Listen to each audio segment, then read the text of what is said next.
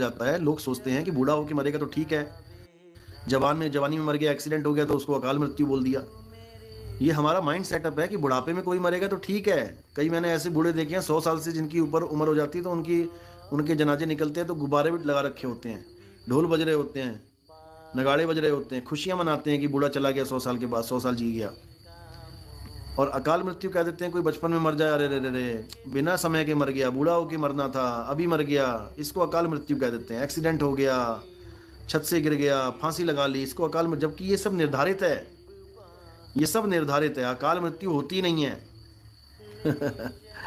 अब जो कहते हैं अकाल मृत्यु वो मरे जो काम करे चंडाल का, काल उसका क्या बिगाड़े जो भगत है महाकाल का, ये बड़े बड़े बैनर लिख रखे होते हैं ट्रकों के ऊपर।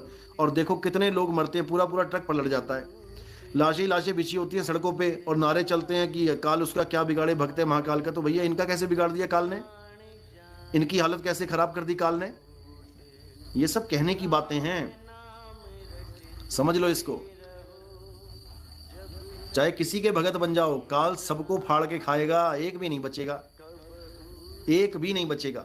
देख लो, कांवड़ लेके जाते हैं जवान लड़के बेचारे, एक गांव तो ऐसा है हरियाणा में 24 लोग मर गए, 24 लड़के जवान एक ही गांव के। ट्रक पलट गया, ट्रक का एक्सीडेंट हो गया, 24 लड़के मर गए, 24 लाशें जली एक ही गांव में। किस मुंह से तुम बोल रहे हो कि काल उसका क्या बिगाड़े जो भक्त है महाकाल का, अकाल मृत्यु नहीं होगी उसकी। 24 लड़के जवान मर गए, हरियाणा में है ये गांव, नेट पे सर्च करोगे मिल जाएगा। तो ये सब बातें हैं भाई, काल सबका विनाश करेगा। वो काल है, ऐसी थोड़ी नहीं उसका नाम काल रखा है, और उसके मुंह में सारी सृष्टियां हैं। काल का दर्शन कराया था ना अर्जुन को, पूरी दुनिया उसके मुंह में जा रही है। अर्जुन देख के कांप रहा है, महाराज आप कौन हो? तब क्या बोला, हे अर्जुन मैं ही सारी सृष्टि का नाश करने वाला काल हूं। दोबारा से देख लो, टाइप करो विश्व रूप दर्शन भागवत गीता, देखो क्या बोलते हैं। पूरी वीडियो सुनना अच्छी तरह, तुम्हें समझ में आ जाएगा। जी सूरत की साधना करते हैं सूरत से, तो सूरत फंसी संसार में तासे पर गई दूर। परमात्मा तो अडोल है, लेकिन सूरत डोलती फिर रही है, इसलिए परमात्मा अडोल होकर भी तुमसे दूर है। जबकि तुम्हारे पास है वो। मुंह को कहां ढूंढे रे बंदे, मैं तो तेरे पास में। लेकिन तुम्हारे पास है, लेकिन तुम्हारी सूरत भटक रही है इधर उधर। अब जब तुम अपनी सूरत को एकाग्र करते हो, कहां पर? अपने शब्द स्वरूप में, खुद में एकाग्र करते हो, तब तुम समझ पाते हो कि वो कैसे है, अडोल कैसे है। जब सूरत शब्द के साथ जुड़ती है तब तुम समझ पाते हो कि ओहो अच्छा ये है सिस्टम, ये है शब्द, तुमसे खुद ही करवाएगा सब कुछ। ज्ञानचंद गुरुजी ध्यान में कितनी देर बैठना है? अगर सत्संग सुनते सुनते आपकी सूरत अपने आप काम कर रही है फिर तो अच्छी बात है, फिर तो चलते फिरते उठते बैठते बस सूरत को रखो वहां पर, और बीच में हुआ कभी बैठ जाओ। अगर सूरत आपकी नहीं लग रही है, आपको कुछ अनुभव ही नहीं हो रहा है, नाम दीक्षा लिए काफी समय हो गया, दूसरी दीक्षा लिए, तब आपको बैठना जरूरी है। इसका मतलब है कि आपकी सूरत एकाग्र नहीं हो पा रही, अब आपको बैठना जरूरी है। कम से कम 40 मिनट बैठने के बाद आपकी ABCD शुरू होगी। 40 मिनट तो माहौल बनाने में लग जाएगा। जैसे कोई एक्सरसाइज कर रहा है तो वो वार्म, जैसे कोई गेम खेलता है एथलीट, रनिंग करना है कुछ भी करना है तो उससे पहले 40 मिनट वो वार्म अप करता है। आधा घंटा ही नहीं हो रहा है, नाम दीक्षा लिए काफी समय हो गया, दूसरी दीक्षा लिए, तब आपको बैठना जरूरी है। इसका मतलब है कि आपकी सूरत एकाग्र नहीं हो पा रही, अब आपको बैठना जरूरी है। कम से कम 40 मिनट बैठने के बाद आपकी ABCD शुरू होगी। 40 मिनट तो माहौल बनाने में लग जाएगा। जैसे कोई एक्सरसाइज कर रहा है तो वो वार्म, जैसे कोई गेम खेलता है एथलीट, रनिंग करना है कुछ भी करना है तो उससे पहले 40 मिनट वो वार्म अप करता है। आधा घंटा 40 मिनट तक वो अपने शरीर को गर्म करता है, उसके बाद जाके वो बेस्ट परफॉर्मेंस देता है। तो इसी प्रकार हमारी सूरत को एकाग्र होने में कम से कम 40 मिनट लग जाते हैं। मन 40 मिनट तक घुमाता है तुम्हें, ये मन का खेल होता है 40 मिनट का। इसीलिए हनुमान चालीसा, शिव चालीसा, दुर्गा चालीसा, चालीसा का बहुत महत्व है। चालीसा का मतलब ये नहीं 40 लाइन पढ़ लो, 40 का मतलब है 40 मिनट तक मन दौड़ाएगा तुम्हें, और तुमने एकाग्र होकर बैठना है, बार बार इस मन को वापस लेके आना है, क्योंकि मन के साथ ही सूरत भी पहुंच जाती है वहीं पे। तो बार बार इसको यहां लेके आना है, तो अपने आप सूरत भी आएगी, और धीरे धीरे धीरे धीरे सूरत मन से अलग होने लग जाएगी, क्योंकि मन स्थिर हो जाएगा। जब मन स्थिर हो गया तो सूरत अपने आप मन से अलग होके अपने रास्ते चल पड़ेगी।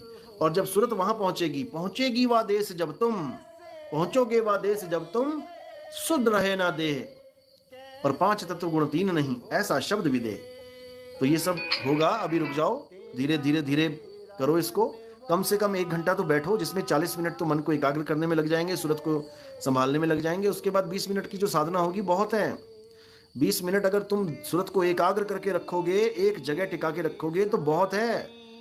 रोज एक 20-20 मिनट भी टिकाना शुरू कर दिया, फिर उसके बाद बैठने की भी जरूरत नहीं पड़ेगी, ऐसी अवस्था बन जाएगी, फिर अपने आप काम चलता रहेगा। देखो, प्रसाद केवल किसका ग्रहण करना चाहिए? गुरुओं का करना चाहिए। किसी संत महात्मा के आश्रम में गए हो तो गुरु प्रसाद ग्रहण कर सकते हो, गुरुद्वारे में गए हो तो प्रसाद ग्रहण कर सकते हो, ठीक। अगर कोई घर में पूजा पाठ कर रहा है, ठीक है, अपना भगवान भगवान राम राम कर रहा है, ठीक है। लेकिन जब वही राम राम गलियों में आ जाता है तो भाई झगड़े होते हैं। कोई अल्लाह अल्लाह कर रहा है, कोई नमाज पढ़ रहा है, अपने घर में पढ़ रहा है, ठीक है, मस्जिद में पढ़ रहा है, ठीक है, लेकिन जब वो सड़कों पे आ जाता है काम, तो झगड़े हो जाते हैं। देख लो, हो रहे हैं। तो पवित्र ज्ञान किसी को एक नहीं कर सकता। कौन सा ज्ञान कर सकता है? केवल मूल ज्ञान। केवल मूल ज्ञान ही सारे विश्व को एक कर सकता है। सिख, ईसाई, हिंदू, मुसलमान, चाहे कोई भी हो, अगर उसने मूल ज्ञान को ध्यान से समझ लिया, आत्म ज्ञान को ध्यान से समझ लिया, तो वो सब एक झंडे के नीचे आ जाएंगे। आज हमारे सत्संग सुन के क्यों मुसलमान भाई क्यों कह रहे हैं कि भाई सारी दुनिया को देखने का नजरिया बदल गया? आपके सत्संग सुन के असलियत पता लग गई। आपके सत्संग सुन के सोचने पे मजबूर हो गए कि हम कर क्या रहे हैं। हम 52 अक्षरों के चक्कर में फंसे हैं। लोगों को अब समझ आया है कि 52 अक्षर होते क्या हैं। नहीं तो सब के सब हमारे सत्संग सुन के मुसलमान भाई तक ये विचार करने लगे हैं कि हम जो नमाजें पढ़ रहे हैं भाई, ये भी तो 52 अक्षर ही हैं। हम वही 52 अक्षर जो हमें रटा दिए गए हैं, हम वही रोज बोलते जा रहे हैं, बोलते जा रहे हैं, रोज वही। जैसे कोई आरती है, आपने रट लिया, रोज वही बोलनी पड़ रही है, रोज वही बोल रहे हो, वही 52 अक्षर। कोई प्रेयर है, ईसाई कर रहा है भगवान के लिए, वो वही बोल रहा है, रोज वही बोल रहा है। तो कब तक बोलेंगे भाई? तो ये सारी चीजें अब समझ के जितने भी भगत हैं, जो भी सुन रहा है सत्संग को, अब विचार कर रहे हैं और बहुत ही अच्छी तरीके से समझ रहे हैं। बहुत अच्छी बात है। हम चाहते हैं कि सारा समाज एक हो जाए, जैसे हिंदू, मुसलमान, सिख, ईसाई पहले एक थे, कभी कोई झगड़ा नहीं होता था। इसी प्रकार दोबारा से एक अमन का, एक शांति का प्रतीक बने और इस देश को विश्व गुरु बनाए। हमारा एक ही लक्ष्य है। हमारे कई भगत हैं, मुस्लिम भगत हैं, जो अच्छी अच्छी पोस्टों पे, जैसे मैंने वो बताया था कि फौज में हैं हमारे एक भगत, मुस्लिम हैं लेकिन पूरा ज्ञान समझते हैं बहुत बढ़िया तरीके से, और नाम दीक्षा भी ले चुके हैं। और भी बहुत से मुस्लिम हैं, नजीबाबाद में अपने भगत हैं, उन्होंने गुरु धारण किया और आगे भी समझा रहे हैं लोगों को, बहुत अच्छा है।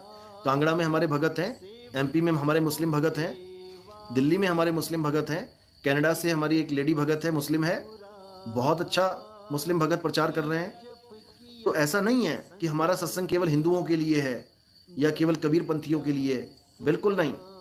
हमारा सत्संग मूल ज्ञान समस्त समाज के लिए है, संसार के समस्त प्राणियों के लिए है, समस्त इंसानों के लिए है, तो सबके लिए है।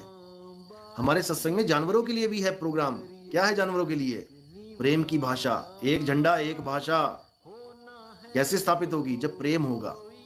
सबसे प्रेम करो, देख वहां पर विहंगम चाल से पहुंचा जा सकता है। बिन बस्ती का देश ऐसा देश है जहां पर कोई घर नहीं है, मकान नहीं है, क्योंकि हर देश में कोई ना कोई मकान होती है, दुकान होती है। वो बिना मकान दुकान का देश है। जैसे कई संत क्या कहते हैं कि सतलोक में मकान है, बिल्डिंगें हैं, जैसी यहाँ पर है वैसी वहां पर है, खाली पड़ी है, चलो चलो चलो तुम्हें लेके चलता हूँ। ये सब बकवास है। बिना बस्ती का देश, बिना पिंड का पुरुष है। अब पिंड का मतलब होता है शरीर। कई लोग कहते हैं परमात्मा वहां बैठा है, सह शरीर बैठा है, वहां पर जाके तुम चंवर करोगे, वो कुर्सी पे बैठा है, सिंहासन पे बैठा है। बकवास है ये सब। उन मूर्खों को पता ही नहीं है कि परमात्मा होता क्या है। तो यहाँ लिखा है कि बिना पिंड का पुरुष है, बिना पिंड का पुरुष है, बिना शरीर का पुरुष है। कौन है? सतपुरुष। सतपुरुष क्या है? आत्म देव ही सतपुरुष है।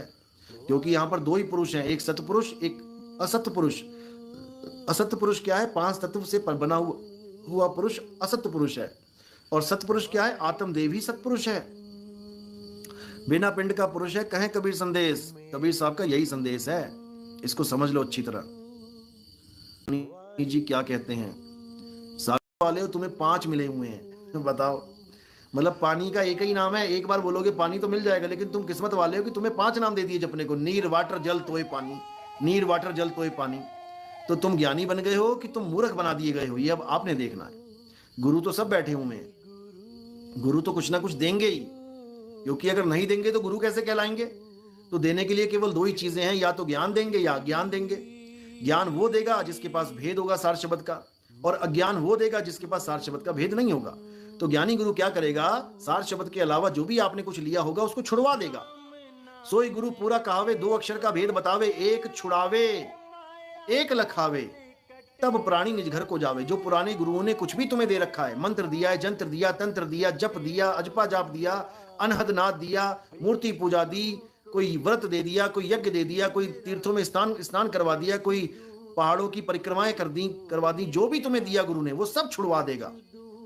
सोई गुरु पूरा कहावे, 2 अक्षर का भेद बतावे, एक छुड़ावे एक लखावे, तब प्राणी निज घर को जावे। तब जाके निज घर को तुम पहुंच पाओगे, नहीं तो तुम्हारे बस की बात नहीं है कि तुम निज घर जा पाओ।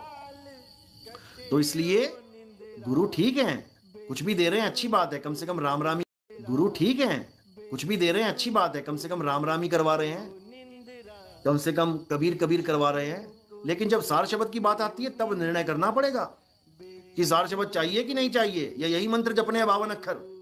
तो साहिब कह रहे हैं 52 के जंजाल में फंस गया ये संसार, सिमरन 52 का करे कैसे लागे पार। 52 अक्षर जीव अधारा, आदि अक्षर जीभ्या से न्यारा। कह रहे हैं 52 अक्षरों को देने वाला गुरु ही काल का दूत है। जो नर पड़े 52 के फेरा, सो नर जानो काल के चेहरा। जब 52 का टूटे डोरा, सहजे छूटे काल झकोरा। फिर नहीं आए फिर नहीं जाए, सार शब्द में रहे समाये। तो 52 से निकालने वाला गुरु ही सच्चा गुरु होता है, ना कि 52 में डालने वाला। समझे? तो ठीक है, जो वो दे रहे हैं उनको देने दो। आगे का ज्ञान चाहिए तो आगे बढ़ जाओ। 5वीं का ज्ञान दे रहा है टीचर, तो हम उसको ये थोड़ी नहीं कहेंगे कि इसका स्कूल बंद करवा दो, इसका क्लास बंद करवा दो। अरे वो 5वीं तक पढ़ा रहा है भैया, तुमने पढ़ना है तो ठीक है बैठो, अगर तुमने आगे बढ़ना है तो 6ठी में चले जाओ। वो कोई मना थोड़ी नहीं कर रहे किसी को कि आगे नहीं जाना है। किसी गुरु के पास इतना टाइम नहीं है कि वो अपने चेलों को मना करता फिरे कि आगे नहीं जाना है। जिसने जहां जाना है वो चला ही जाता है, कोई नहीं रोक रहा किसी को भी। गुरुजी, ब्रह्म और शिव में अंतर है या एक ही है? ये एक ही है, ये एक ही है। शिव और शंकर में अंतर है। जब आप भजन सुनते हो, शिव शंकर को जिसने पूजा। अब अगर शिव ही शंकर हैं तो दोनों के नाम एक साथ क्यों आए? फिर केवल यही बोलना चाहिए शंकर जी को जिसने पूजा, यानी शिव जी को जिसने पूजा। शिव और शंकर अगर आ गए, जैसे मीठा पानी, तो मीठा अलग है, पानी अलग है। कड़वा जल, कड़वा अलग है, जल अलग है। नमकीन पानी, नमक अलग है, पानी अलग है। कोई ये नहीं कहेगा मुझे जल वाटर दे दो। जल वाटर को जिसने पिया उसका गला गीला हुआ। अरे भैया, जल कह दो या वाटर कह लो। अगर जल और वाटर दोनों कह रहे हो, इसका मतलब इसमें कुछ भेद है। तो शिव और शंकर में क्या भेद है? आप शिव महापुराण पढ़ोगे आपको पता लग जाएगा। शिव कौन है? शिव निराकार हैं और शंकर साकार हैं। शिव के साथ किसको जोड़ा जाता है? शक्ति को, शिव शक्ति। और शंकर जी के साथ किसको जोड़ा जाता है? पार्वती। शंकर पार्वती। समझो, शिव के साथ शक्ति है, निराकार है दोनों। माया भी निराकार है, निराकार निर्गुण है माया, तुमको नाच नचावे हो। चरम दृष्टि का कुल्फा देके 84 भरमावे हो। निराकार निर्गुण है माया, परमात्मा निराकार नहीं है। निराकार कौन है? शिव और शक्ति दोनों निराकार हैं। और यही जब साकार सृष्टि बनाते हैं तो 3 रूप ले लेते हैं। शिव जी के 3 रूप ले लेते हैं, ब्रह्मा विष्णु महेश के। और शक्ति 3 रूप लेती हैं, पार्वती, कालिका और सावित्री के। यही माया के 3 रूप हैं। इसलिए बोला माया महा ठगिनी हम जानी, केशव के कमला बन बैठी शिव के भवन भवानी, ब्रह्मा के ब्रह्मानी, माया महा ठगिनी हम जानी। तो जब मैं शिव महापुराण खोलूंगा तो मैं बताऊंगा, ये सारी बातें बताऊंगा, एक एक चीज खोल के बताई जाएगी। अभी तो केवल एक बूंद आई है बाहर, पूरा समुद्र वेट कर रहा है पीछे अभी। लेकिन एक बूंद में ही निबेड़ा कर देंगे सारे ज्ञानियों और अज्ञानियों का, चिंता मत करो। और जब समुद्र आ जाएगा फिर तो खत्म है कहानी सबकी, फिर पूरा युग पलट जाएगा। अभी इंतजार करो, अभी पाइपलाइन में है समुंदर। तुझे याद कर रहा है और तू यहाँ पे अपना जीवन बर्बाद कर रहा है। उठ जा, जाग जा, संभल जा, मौका आखिरी है, इसके बाद मौका नहीं मिलेगा। अभी पूछ ले कैसे निकलना है, वरना निकल के पूछ लग जाएगी पीछे। जब किसी गर्भ से निकलेगा और पूछ लग जाएगी पीछे तो फिर हालत खराब हो जाएगी। पूछ लगने से पहले पूछ के निकल ले यहां से, तो कल्याण होगा तेरा। सतनाम में चमत्कार कैसे होता है? क्या ये काल षड्यंत्र होते हैं? याद रखना, जहां पर भी इंसान पहुंच गया, ये चमत्कार आधे से ज्यादा तो इंसान ही करवा देता है अपनी बुद्धि के द्वारा। तो इंसान बहुत शातिर है, ये कुछ भी कर सकता है अपना धंधा बनाने के चक्कर में। याद रखना इस बात को। इन चमत्कारों में कुछ नहीं रखा है। अगर ऐसे कोई चमत्कार होते तो भाई हॉस्पिटल के सामने बैठ के चमत्कार करो, सबकी बीमारियां ठीक कर दो, किसी को अंदर भर्ती मत होने दो। ये जितने बाबे तुम्हें दिखाई देते हैं चमत्कार वाले, ये सब जब इनकी हालत खराब हो जाती है सब हॉस्पिटलों में भर्ती हो जाते हैं। ये तब कहाँ जाता है चमत्कार? लोगों को कहते हैं भगवान पे भरोसा रखो, भगवान पे भरोसा रखो, सब ठीक करेंगे, और खुद भागते हैं हॉस्पिटल। तब कहाँ जाता है इनका चमत्कार? बड़ी बड़ी बातें करना आसान होता है, जब अपने ऊपर बीतती है तब समझ में आता है। शब्द का अनुभव होता है तो भूख प्यास भी नहीं लगती क्या? उस वक्त जितनी टाइम शब्द का अनुभव होता है आपको शरीर का भी होश नहीं रहता, और ऐसी नाच चलती है कि आप पूरा आनंद में आ जाते हो। ये आपका सत्य चित्त आनंद स्वरूप होता है। केवल सुना ये आपने सच्चित आनंद, लेकिन जिस दिन अनुभव करोगे ना सच्चिदानंद को, उस दिन तुम्हारे होश उड़ जाएंगे। होश उड़ जाएंगे तुम्हारे कि अरे बाप रे ये क्या है। तुम्हारा सत्य स्वरूप ही आनंद स्वरूप है, तुम खुद सत्य स्वरूप हो, लेकिन जीव अवस्था में बैठे हुए हो भूल के कारण। इस भूल को ही ठीक करता है गुरु, और कुछ।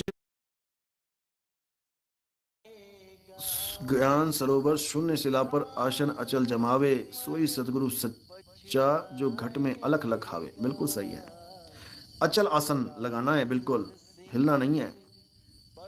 अनीशा, गुरुजी मैं एक सवाल पूछना चाहती हूँ। माँ के गर्भ में जो बच्चा होता है उसमें जीव पहले से ही होता है कि जन्म होने के बाद उसमें जीव आता है? कुछ लोग ऐसे बेवकूफ़ हैं, महात्मा लोग, क्या बोलूँ उनको मैं, जो कहते हैं कि जीव गर्भ में कब आता है? 4 महीने बाद आता है, 6 महीने बाद आता है। और कुछ तो ऐसे निकम्मे हैं जो कहते हैं जीव तब आता है जब बच्चा गर्भ से बाहर निकल जाता है। अब इनकी अकल पे क्या पत्थर पड़े हैं, मैं तो हैरान हूं इन लोगों पे।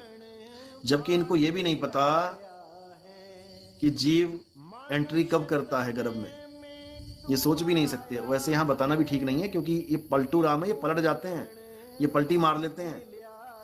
ये आप मुझे व्हाट्सएप पे मैसेज कर देना, मैं आपको समझा दूंगा कि कैसे आता है, कब आता है, कि कर्मों की सजा दी जा रही है। भाई आप कौन होते हो सजा देने वाले? पहले तो ये बताओ, आपके हाथों सजा दिलवानी है क्या किसी को? जीवों को मारना पाप ही है।